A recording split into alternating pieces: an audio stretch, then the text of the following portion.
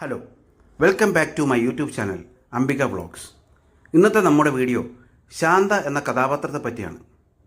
ഭാരതീയ ഇതിഹാസമായ രാമായണത്തിലെ ഒരു കഥാപാത്രമാണ് ശാന്ത. അയോധ്യയിലെ രാജാവും രാമൻ്റെ പിതാവുമായ ദശരഥന് കൗസല്യയിൽ ജനിച്ച പുത്രിയാണ് ശാന്ത. കൗസല്യയുടെ പുത്രനായ രാമൻ, കൈകേയി പുത്രനായ ഭരതൻ, സുമിത്രയുടെ പുത്രന്മാരായ ലക്ഷ്മണൻ, ശത്രുഘ്നൻ എന്നിവരുടെ ജ്യേഷ്ഠത്തിയാണ് ശാന്ത. ശാന്ത ജനിച്ചതിന് ശേഷം വളരെ കാലത്തേക്ക് ദശരഥനും പത്നിക്കും കുട്ടികൾ ജനിച്ചില്ല. അക്കാലത്തിൽ ഒരിക്കൽ ദശരഥൻ്റെ ആത്മസുഹൃത്തും സതീർത്ഥ്യനും അംഗരാജ്യത്തെ രാജാവുമായിരുന്ന ലോമപാദൻ അയോധ്യയിൽ വന്നു. അംഗരാജാവിന് സന്താനങ്ങളില്ലായിരുന്നു. ശാന്തയെ അദ്ദേഹം ദത്തുപുത്രിയായി സ്വീകരിച്ച് അംഗരാജ്യത്തേക്ക് കൊണ്ടുപോയി. തുടർന്ന് ലോമപാദൻ ശാന്തയെ ഋഷിശൃംഗൻ എന്ന മഹർഷിക്ക് വിവാഹം കഴിച്ചു കൊടുത്തു. ഋഷിശൃംഗൻ എന്ന ഈ മുനികുമാരനായിരുന്നു മുമ്പൊരിക്കൽ ലോമപാദന് വേണ്ടി അംഗരാജ്യത്ത് മഴ പെയ്യിച്ചതും പിന്നീട് ദശരഥ മഹാരാജാവിന് പുത്രന്മാരുണ്ടാകുവാൻ പുത്രകാമേഷ്ടി യാഗം കഴിച്ചതും.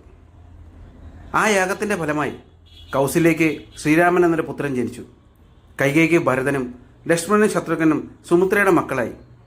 എന്തായാലും ദശരഥൻ്റെ മനം നിറഞ്ഞു. ഒരു പൂ ചോദിച്ചപ്പോൾ പൂക്കാലം തന്നെ തന്നു ഈശ്വരൻ. കോസലയിൽ ഉത്സവ പ്രതീതിയായിരുന്നു. നാട്ടിലെ ഓരോ കുടുംബത്തിനും രാജാവിൻ്റെ വക മധുരപലഹാരങ്ങളും പാരിതോഷികങ്ങളും. ഒരു മഹാജനത ഒന്നടങ്കം ആ നവജാത ശിശുക്കളുടെ ക്ഷേമത്തിനായി ഉള്ളറിഞ്ഞ് പ്രാർത്ഥിച്ചു. ശാന്തയ്ക്കായി ആരും പ്രാർത്ഥിച്ചില്ല. അവളുടെ സങ്കടങ്ങൾ ആരും അറിഞ്ഞില്ല. അംഗദേശത്തിൻ്റെ സുരക്ഷയ്ക്കും ക്ഷേമത്തിനുമായി ലോമപാദം കണ്ടെത്തിയ നിധികുംഭം ഋഷിശൃംഗൻ. പുറം ലോകത്തിനു മുമ്പേ ശാന്ത മഹാഭാഗ്യവതി. ഋഷിശൃംഗനെ പോലെ ഒരു മഹാതപസ്യയെ സ്വന്തമാക്കാൻ മാത്രം പുണ്യം ചെയ്തവൾ. തൻ്റെ പുണ്യം തനിക്കല്ലേ അറിയൂ. സുമംഗലിയായ ഏതൊരു പെണ്ണിനെയും പോലെ ഒരു കുഞ്ഞിനായി അവളുടെ ഉള്ളം തീവ്രമായി തുടിച്ചു. തന്നെ പ്രസവിച്ച സ്ത്രീ പോലും വീണ്ടും മാതൃത്വത്തിൻ്റെ ധന്യതകളിലേക്ക് സഞ്ചരിക്കുമ്പോൾ അപഹാസ്യയായ കേവലം ഒരു കാഴ്ചക്കാരിയായി ശാന്ത മാറി. ശാന്തയ്ക്ക് സങ്കടം കൊണ്ട് തൻ്റെ ഹൃദയം ഉടഞ്ഞു ചിതറുമെന്ന് തോന്നി. എല്ലാ പ്രശ്നങ്ങൾക്കും പരിഹാരം കണ്ടെത്തുന്ന മഹാപുരുഷൻ ദാ തൻ്റെ മുമ്പിൽ നിസ്സഹായതയുടെ പാരമ്യത്തിൽ നിൽക്കുന്നു. ഒരു സ്ത്രീയുടെ ജൈവശാസ്ത്രപരമായ ആവശ്യങ്ങളും അഭിലാഷങ്ങളും ക്ഷമിക്കാം, പക്ഷേ താലോലിക്ക ഒരു കുഞ്ഞ്, തൻ്റെ ജീവൻ്റെ അംശം, ജീവൻ്റെ പ്രതിരൂപം. അങ്ങനെ സൗഭാഗ്യത്തിനായി അവളുടെ മനസ്സ് കേണു. പലകുറി ആവശ്യമായും അപേക്ഷയായും ഋഷിശൃംഗനെ സമീപിച്ചു. മറുപടി എന്നും ഒന്നു തന്നെയായിരുന്നു: ഞാൻ ജിതേന്ദ്രിയൻ. അതിനപ്പുറം സന്താനങ്ങൾ എൻ്റെ ലക്ഷ്യത്തിന് വിഘാതമാണ്. ഗൃഹസ്ഥാശ്രമത്തിൻ്റെ ദുഃഖങ്ങളും ദുരിതങ്ങളും വർദ്ധിപ്പിക്കും അത്. അപ്പോൾ ശാന്ത ചോദിച്ചു, പിന്നെന്തിന് അങ്ങനെ വിവാഹം ചെയ്തു? ഒരു സ്ത്രീയുടെ ജീവിതം നരകതുല്യമാക്കാനോ? ഋഷിശൃംഗൻ കൂടുതൽ നിസ്സംഗത എടുത്തണിഞ്ഞു. അച്ഛൻ പറഞ്ഞു, ഞാൻ അനുസരിച്ചു.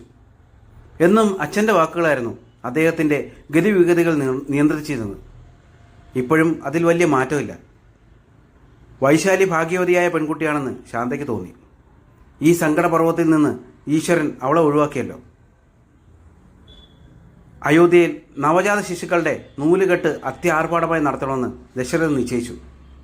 ചടങ്ങിലേക്ക് ആദ്യം ക്ഷണിച്ചത് ലോമപാദനെയും ഭാര്യ വർഷണിയെയുമായിരുന്നു. ഋഷിശൃംഗനോട് പ്രത്യേകം പറയാനും മറന്നില്ല. ശാന്തയെ ക്ഷണിക്കണമെന്ന് കൗസല്യയ്ക്ക് വലിയ ആഗ്രഹം. ദശരഥൻ അത് ലോമപാദനോട് സൂചിപ്പിക്കുകയും ചെയ്തു. ഇക്കാര്യത്തിൽ താൻ നിസ്സഹായനാണെന്നും ലോമപാദൻ തുറന്നു പറഞ്ഞു. തന്നെ ഉപേക്ഷിച്ച് ഒരിടത്തേക്കും ജീവൻ പോയാലും ശാന്ത വരില്ലെന്ന് അദ്ദേഹത്തിന് ഉറപ്പായിരുന്നു. അപ്പം അതുപോലെ അവളെ ഒന്ന് കാണാൻ പോലും കഴിയാതെ ദശരഥൻ മടങ്ങി. വർഷിണി തഞ്ചത്തിൽ ശാന്തനെ മനസ്സിലാക്കാൻ ഒരു ശ്രമം നടത്തി. ചതുരംഗം പോലും പങ്കെടുക്കുന്ന ചടങ്ങിൽ അവളില്ലാത്തത് അനൗചിത്യമെന്ന് വാദിച്ചു നോക്കി. തനിക്ക് സ്ഥാനമില്ലാത്തൊരിടത്തേക്ക് ഒരു അതിഥിയെപ്പോലെ കാഴ്ചക്കാരിയായി താനില്ല എന്ന നിലപാടിൽ അവൾ ഉറച്ചു നിന്നു. ആ മഹാസങ്കടത്തിന് മുന്നിൽ വർഷിണി തോൽവി സംഭവിച്ചു. ഇനി ഒരിക്കലും കോസല എന്നൊരു വാക്ക് അവൾക്ക് മുന്നിൽ ഉച്ചരിക്കില്ലെന്ന് നിശ്ചയിച്ചു. നൂലുകെട്ടിന് ഋഷിശൃംഗനും പോയില്ല. ഒപ്പം വരാൻ ലോമപാദൻ ക്ഷണിച്ചപ്പോൾ അയാളുടെ മറുപടി ഇങ്ങനെയായിരുന്നു: പുത്രകാമേഷ്ടിയോടെ എൻ്റെ ദൗത്യം പൂർത്തിയായി. ഇനി അവിടേക്ക് വരുന്നതിൽ ഔചിത്യമില്ല. ആ രാത്രി ശാന്ത ഉറങ്ങിയില്ല. പുറമേ കലഹത്തിൻ്റെ കവചകുണ്ടങ്ങൾ അണിയുമ്പോഴും അവൾ ഉള്ളിൻ്റെ ഉള്ളിൽ തീവ്രമായി ആഗ്രഹിച്ചിരുന്നു, ആ കുഞ്ഞിനെ ഒരു നോക്ക് കാണണം. ദശരഥൻ്റെ ചോരയിൽ കൗസല്യയുടെ ഉദരത്തിൽ ജനിച്ച കുഞ്ഞ്, എൻ്റെ നേരാങ്ങള ശ്രീരാമചന്ദ്രൻ. പക്ഷേ എങ്ങനെയെന്ന ചോദ്യം ഉത്തരമില്ലാത്ത ഒന്നായി. പല വഴികളും മനസ്സിൽ തെളിഞ്ഞു. ഒന്നും ഫലപ്രാപ്തിയിലെത്തിയില്ല. നൂലുകെട്ട് കഴിഞ്ഞു. ആളും ആരവങ്ങൾ ഒഴിഞ്ഞു. കുട്ടികൾ വളർന്നുകൊണ്ടേയിരുന്നു. ദൂരെ ഏതോ ക്ഷേത്രത്തിൽ വഴിപാടെന്ന് പറഞ്ഞാണ് ശാന്ത പുറത്തു പോയത്. കൊട്ടാരത്തിൽ കമനീയമായ നിരവധി രഥങ്ങളുണ്ടായിട്ടും വാടകയ്ക്കെടുത്ത രഥം തന്നെ സ്വീകരിച്ചപ്പോൾ വർഷിണിക്ക് അതിശയം തോന്നി. പരമാവധി ലാളിത്യത്തിൽ ഭിക്ഷയെടുത്തുണ്ടാക്കിയ പണം കൊണ്ട് ക്ഷേത്രദർശനം നടത്തണം പോലും, അതാ അവിടുത്തെ വഴിപാടെന്ന് അവൾ പറഞ്ഞപ്പോൾ മറുഭാഗത്തിൽ നിന്നില്ല വർഷിണി. ആകാംക്ഷ കൊണ്ട് ഹൃദയം തുടികൊട്ടി. ഈശ്വരൻ തനിക്കൊപ്പമാണ്. കാണരുതെന്ന് ആഗ്രഹിച്ചവരെ ഒഴിവാക്കി ഒരു കൂടിക്കാഴ്ച. അയോധ്യയിലെത്തുമ്പോൾ വയറ്റാട്ടിയുടെ അടുത്തായിരുന്നു കുഞ്ഞ്. മഞ്ഞളും ചന്ദനവും കുങ്കുമപ്പൂവും തേച്ചുള്ള കുളി കഴിഞ്ഞ് തോർത്തുന്നതിനിടയിൽ ഒരു മിന്നായം പോലെ സന്ദർശനം. സാത്വിയായ ബ്രാഹ്മണ സ്ത്രീയെ വയറ്റാട്ടിയും സംഘവും പ്രണമിച്ചു. ശാന്ത തിരിച്ചും വന്നിച്ചു. ആഗമനോദ്ദേശം കൗസല്യ പറഞ്ഞ് അവർ അറിഞ്ഞിരുന്നു. ആഗ്രയെ വിളിച്ചിരുത്തി ശീതളപാനീയം നൽകി ഉപചരിച്ചു. ശാന്തയുടെ കണ്ണുകൾ ചുറ്റിലും പരതി. എവിടെ എൻ്റെ പൊന്നനുജൻ? കുളിപ്പിച്ച് തോർത്തി പുതുവസ്ത്രങ്ങൾ ധരിച്ച് കുഞ്ഞുമായി വയറ്റാട്ടിയുടെ സഹായി വന്ന് ശാന്തയ്ക്ക് കൈമാറി. ഹൃദയം ഒരു വീണയാണെന്ന് അവൾക്ക് തോന്നി. ഏതൊക്കെയോ തന്ത്രികൾ വലിഞ്ഞു മുറുകുന്നു. പിന്നെ വീണാതാത ഉതിർന്നു. സൂര്യനേക്കാൾ പ്രഭയുള്ള കുഞ്ഞ്, അസാമാന്യമായ തേജസ്സും ഓജസ്സും തുടിക്കുന്ന കണ്ണുകൾ. ഇവൻ തൻ്റെ അനുജൻ തന്നെയാണോ? ഏതോ അവതാര പുരുഷനെ പോലെ ദിവ്യത്വം ജ്വലിക്കുന്ന മുഖകമലം. എല്ലാത്തിലും ഈശ്വരീയമായ ഒരു ചൈതന്യം നിറഞ്ഞു നിൽക്കുന്നു. അവൾക്ക് അനൽപമായ അഭിമാനം തോന്നി. ഞാൻ നിൻ്റെ മൂത്ത സഹോദരി, ഉടപ്പുറന്നവൾ. എട്ടത്തി എന്ന് വിളിക്കൂട്ടാ. അവളുടെ അന്തരംഗം മന്ത്രിച്ചു. കുഞ്ഞ് അതീവ നിഷ്കളങ്കമായി പുഞ്ചിരിച്ചു. രാമൻ, ശ്രീരാമചന്ദ്ര. അവൾ പല രൂപത്തിലും ഭാവത്തിലും വിളിച്ചു. ഓരോ വിളിക്കും അൻരണങ്ങളുണ്ടായി. കുഞ്ഞ് കൈകാലിളക്കി കളിച്ചു, തിരിച്ചു മറിഞ്ഞു. അവൾ മെല്ലെ കുനിഞ്ഞ് മൂതാവിൽ ചുംബിച്ചു. മേലാസകലം ഉമ്മകൾ കൊണ്ട് പൊതിഞ്ഞു. ശാന്തയുടെ കണ്ണുകൾ നനഞ്ഞു. അവൻ കുഞ്ഞി കൈത്തലം കൊണ്ട് ആ കവിളിൽ തൊട്ടു. ഒരു ജന്മം സഫലമായതുപോലെ തോന്നി ശാന്തയ്ക്ക്. കുഞ്ഞിനെ കൈമാറി യാത്ര പറയുമ്പോൾ വയറ്റാട്ടി ഓർമ്മിപ്പിച്ചു. മഹാറാണി പള്ളി നീരാട്ട് കഴിഞ്ഞ് ഉടൻ വരും. ഒന്ന് മുഖം കാണിച്ച് പാരിതോഷങ്ങൾ വാങ്ങി ഉച്ചഭക്ഷണം കഴിഞ്ഞ് പോകാം. ശാന്ത പറഞ്ഞു. നന്ദി, ഇനിയൊരിക്കലാവാം. ചെന്നിട്ട് കുറച്ച് തിരക്കുണ്ട്.